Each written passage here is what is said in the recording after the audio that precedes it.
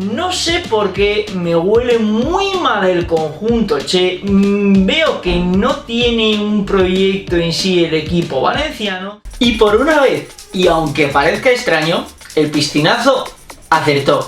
Ojito, porque las últimas jornadas se pueden venir cargadas, cargadísimas. Y como el conjunto, che, no consiga arreglarlo a tiempo, se puede pegar un tozolón histórico.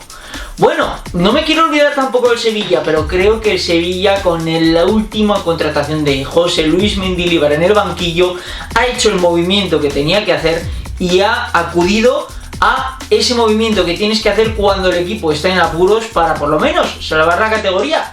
Pero sin embargo, no sé por qué, lo de este Valencia Club de Fútbol, y también podría incluir este Real Club Deportivo Español, la verdad es que me huele bastante mal. Pero sobre todo voy a enfocar este vídeo en el Valencia y en equipos que nunca se pensaba que iban a descender y que sin embargo han terminado descendiendo. Esperemos que el conjunto Che sepa reaccionar a tiempo y no le pase esto. Cabecera, comenzamos. Y para empezar voy a dejar en el número 10 a una plantilla un poquito más retro. Cabe aclarar que por hacer un filtro histórico van a ser todos equipos que han descendido en este milenio a partir del año 2000. Es una manera de meter un filtro histórico porque lógicamente si me tengo que poner a indagar y meter equipos de los años 50, 70, 60 años muy atrás, lógicamente este vídeo sería muy distinto, así que he querido enfocarme sobre todo en estos últimos años donde se supone que las ligas no son tan locas y los proyectos más asentados deben de estar más asentados.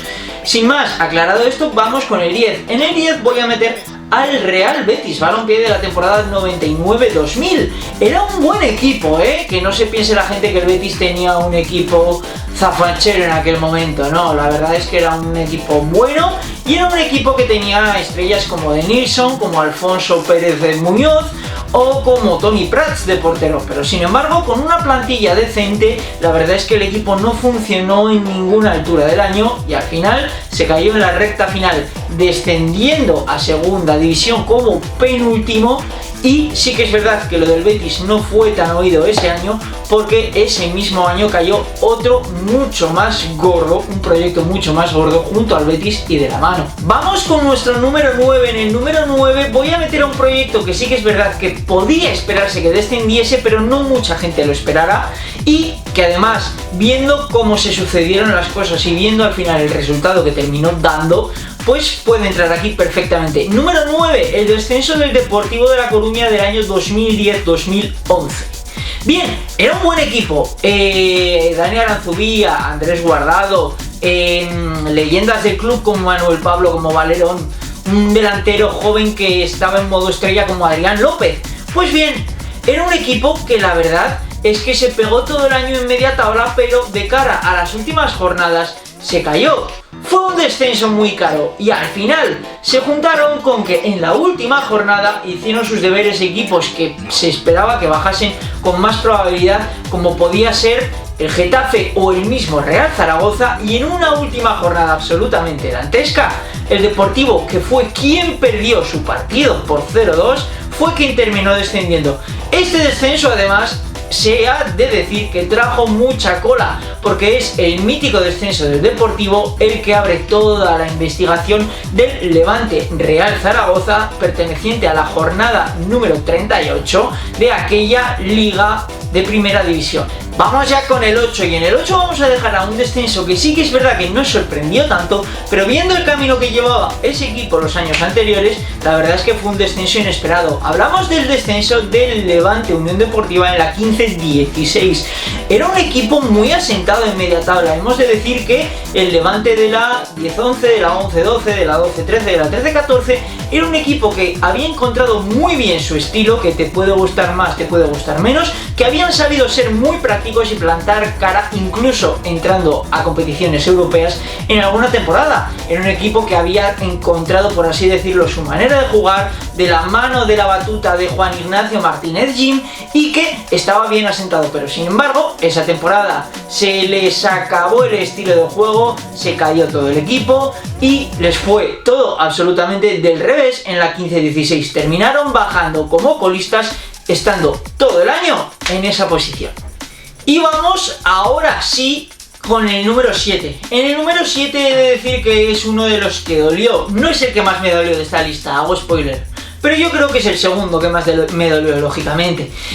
Hablamos del descenso del Real Zaragoza en la temporada 2013-2014.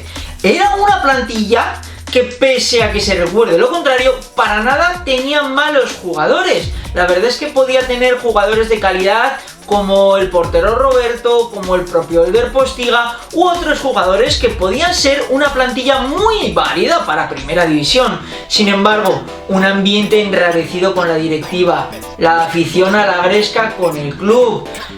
Todo se torció a partir de Navidades, porque la verdad es que en la primera mitad de esa temporada el equipo a los mandos de Manolo Jiménez, que había sido el salvador la temporada anterior, fue realmente de perlas. Estaba en media tabla muy asentado, estaba llegando también lejos en Copa del Rey y sin embargo en la segunda mitad del año el equipo se cayó totalmente. Una vez se cayó ese equipo no se supo cómo reaccionar y el equipo fue directo y en picado a lo que llevaba varios años tentando, el abismo de segunda división. Terminó tocando segunda división ese año tras perder contra el Atlético de Madrid en la Romareda esa última jornada como colista y desde entonces no hemos vuelto. 10 años en segunda división. Vamos ya con la sexta posición y aquí me he ido a meter al más actual de toda esta lista. Hablamos del descenso del Granada en la 21-22, el año pasado. Era el equipo revelación de los años anteriores. Habían subido, habían dado la campanada, estaban jugando en competición europea, habían llegado a jugar una eliminatoria de Europa League contra el Manchester United en un partido absolutamente épico, una eliminatoria que el Granada era absolutamente impensable 2 años antes, y sin embargo, yendo con esa condición de club algo más asentado, de club sensación las 2 temporadas anteriores, llegó esa tercera temporada en primera, donde llegó el descalabro por desgracia. Al final estuvieron todo el año ahí en media tabla, que si sí, que si no, que era un proyecto que parecía que no terminaba de funcionar, pero tampoco corría peligro. Sin embargo, una maldita carambola en la última jornada hizo que tanto Mallorca como Cádiz ganasen sus respectivos partidos y que el Granada no consiguiese hacer los deberes. Háblese de un penalti fallado por Jorge Molín en ese partido, los falla quien los tira, son cosas que pasan. Y tras esa desafortunada última jornada de liga, el que nadie esperaba que bajase, que era ese Granada, terminó descendiendo. Este año los tenemos por segunda división luchando por ascender. Veremos a ver cómo acaba la cosa. Número 5. Aquí, mitad de tabla. Vamos a dejar a otro de los equipos que en su momento cayó como una absoluta torre de Babel. Hablamos del Betis de la temporada 2013-2014. Era una plantilla, la verdad, muy buena y muy preparada. Sí que es cierto que habían perdido ese mercado a su principal pelotero, que era Beñat Echevarría, que se había ido con destino al Athletic Club, pero sin embargo estaban con una plantilla realmente válida. Rubén Castro, Ndiaye, Joan Verdú, Jorge Molina. Era un equipo realmente decente, era un equipo que realmente tenía mimbres, por lo menos para no sufrir en primera división. Y sin embargo, se pegaron la leche padre durante toda la campaña, estuvieron durante todo el año relegados en el descenso y terminaron bajando. Cabe decir que ese equipo jugó competición europea y es más, como ya estaban desahuciados en liga, lo tomaron como vía de escape y llegaron hasta octavos de final contra su archienemigo, contra el Sevilla Fútbol Club, donde perdieron por penaltis. Aún así, era un equipo que para nada tenía mimbres para bajar, tenía un equipo mucho más preparado y que sin embargo una planificación no tan buena como los años anteriores y un proyecto que se desmoronó hizo que ese Betis bajase como colista en la temporada 13-14. Al año siguiente subieron Vamos allá con nuestro número 4. En el número 4 me voy a un descenso un poquito más actual. Nos vamos al descenso del Real Club Deportivo Español en la temporada 2019-2020. Era una plantilla que el año anterior había sido una de las sensaciones de la liga. Habían clasificado para Europa sorpresivamente, liderados por un gran Borja Iglesias. Pero bien, tras ese año jugando competición europea no se supieron renovar y tuvieron un inicio de liga absolutamente desastroso. A partir de ahí todo el proyecto fue a la deriva, tuvieron un parón por la famosa pandemia, intentaron arreglar el desaguisado en ese parón, pero no fue posible. Al final terminaron descendiendo.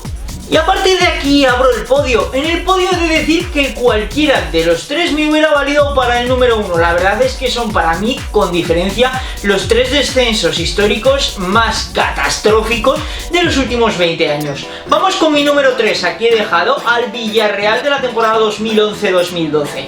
Jugaron Champions ese año. Cuidado con esta plantilla. Marco Sena, Nilmar, Giuseppe Rossi, Borja Valero, Bruno Soriano, Diego López. Era una plantilla absolutamente dantesca y absolutamente tremenda para luchar por Europa, lógicamente. Sin embargo, ese equipo se cayó, empezaron mal, terminaron coqueteando con el descenso a partir de mitad de año, y cuando estos equipos llamados a más empiezan a coquetear con el descenso a partir de media temporada, ya se sabe que mala pinta. Tras una última jornada de absoluto infarto con un montón de equipos luchando por no bajar, terminaron descendiendo ellos, no con polémica, ya que la salvación la consiguió el Rayo Vallecano con un gol un tanto dudoso. Número 2. En este caso le voy a dar la medalla de plata al proyecto que yo creo que es el más sonado cuando hablamos de grandes proyectos que descalabraron. Hablamos de el Atlético de Madrid de la temporada 99-2000. Era una plantilla de ensueño, Jimmy Floyd Hasselbank, Kiko, Molina, José Mari, Valerón, Baraja. Era una absoluta plantilla y sin embargo se torcieron las cosas desde el principio. Un mal inicio liguero hizo que el equipo colchonero estuviese en posiciones de descenso durante las primeras jornadas. Sí que es verdad que durante la mitad de la temporada el equipo pareció remontar un poquito y asentarse en media tabla, pero tras caerse completamente el equipo a partir de la segunda mitad de la liga, terminaron descendiendo sin absoluto remedio y terminaron la liga descendiendo a segunda de manera holgada. Les faltaron muchos puntos al final de la liga. Cabe remarcar aquí que es uno de los descensos más curiosos, ya que el Atlético de Madrid descendió teniendo en su plantilla al tercer máximo goleador de ese año, ya que ese Atlético de Madrid descendió, perdió la categoría holgadamente, aún teniendo a un Jimmy Floyd Hasselbank que había marcado ese año 24 goles en competición liguera. Y aquí ya llegamos al número 1. Lógicamente, si he dejado en el 2 al que todo el mundo esperaba en la medalla de oro, es porque el número 1, el que he dejado en el 1, me ha tocado de una manera mucho más personal. Yo creo que es el descenso de mi vida, el descenso que me marcó y la vez que más he llorado por fútbol con amplia diferencia. Real Zaragoza, temporada 2007-2008. ¿Qué recuerdos? Pablo Aimar, Andrés D'Alessandro, Diego Milito, Gaby Milito, Sergio García, Roberto Fabián Ayala, César Sánchez. Menuda plantilla que teníamos aquel año. Y sin embargo, todo se torció. Por mil historias, por desavenencias con Víctor Fernández, porque el equipo no supo reaccionar a tiempo, por mil cosas. Lo que pintaba ser una plantilla de Europa y el superproyecto de Agapito Iglesias. Bien, hemos de decir que este equipo estuvo la primera vuelta en media tabla baja y a partir de la segunda mitad nadie lo salvaba y estuvo toda la segunda vuelta del año intentando salvarse de la quema de manera poco satisfactoria. 4 entrenadores, muchos cambios, la plantilla y el vestuario completamente rotos fueron los ingredientes principales para hacer que el superproyecto del Real Zaragoza de Agapito Iglesias se fuese al absoluto pique. Después de ese partido fatídico en Mallorca, donde el Real Zaragoza perdía la categoría una vez más, pero esta vez de manera inesperada, con una de sus mejores plantillas, por no decir la mejor de toda su historia. Y hasta aquí el vídeo de hoy, espero que os haya gustado, que os haya entretenido, dejad like, comentarios y cualquier cosita me comentáis. Bien, hasta entonces, hasta más ver, mucha salud y mucho deporte. ¡Chao!